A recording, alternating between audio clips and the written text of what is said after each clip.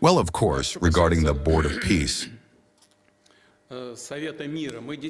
we have indeed received a personal appeal from the President of the United States of America, Donald Trump, with an invitation to join a new international structure being created at his initiative, the Board of Peace. In this regard, I would like, first of all, to thank the President of the United States for this proposal. We have always supported and continue to support any efforts aimed at strengthening international stability. We also note the contribution of the current U.S. administration to the search for a solution to settle the Ukrainian crisis. Regarding our participation in the Board of Peace, the Russian Ministry of Foreign Affairs has been instructed to study the documents we received, to consult on this matter with our strategic partners, and only after that will we be able to give an answer to the invitation conveyed to us.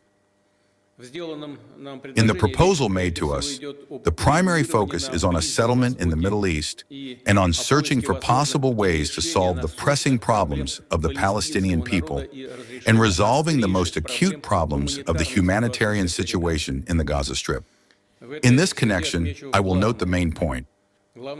The main point is that the entire process should have a favorable effect on a long-term settlement of the Palestinian-Israeli conflict, based on the relevant decisions of the United Nations. And for it to be taken into account, it is necessary that the inherent needs and wishes of the Palestinians be taken into account. This concerns the reconstruction of the Gaza Strip and its basic social infrastructure, healthcare systems, water supply, and the establishment of an uninterrupted food supply. Therefore, already now, even before we decide the question of participation in the composition and in the work of the Board of Peace itself, considering Russia's special relations with the Palestinian people, we could, I think, send to the Board of Peace $1 billion from the Russian assets frozen back under the previous U.S. administration. By the way, the remaining funds from our own frozen assets in the U.S. could also be used for the reconstruction of territories affected during the course of hostilities after the conclusion of a peace treaty between Russia and Ukraine. Such a possibility is also being discussed by us with representatives of the U.S. administration. I plan to discuss all these issues with the President of Palestine, Mahmoud Abbas, with whom we will hold negotiations tomorrow, as well as with the American representatives, Steve Witkoff and Jared Kushner, who are also coming to Moscow tomorrow to continue the dialogue on issues of the Ukrainian settlement. Now regarding Greenland. Well, what is happening with Greenland does not concern us at all.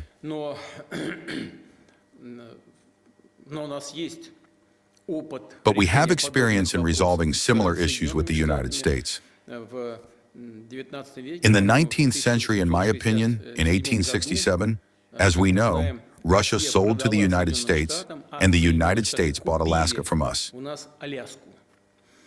And if my memory does not fail me, the area of Alaska is somewhere around 1,717,000 square kilometers. Well, a bit more. The United States bought Alaska from us for $7.2 million US. It is necessary to check these figures, of course, but in my opinion, that is how it is. In today's prices, taking into account inflation over all these many decades, this figure would be $158 million.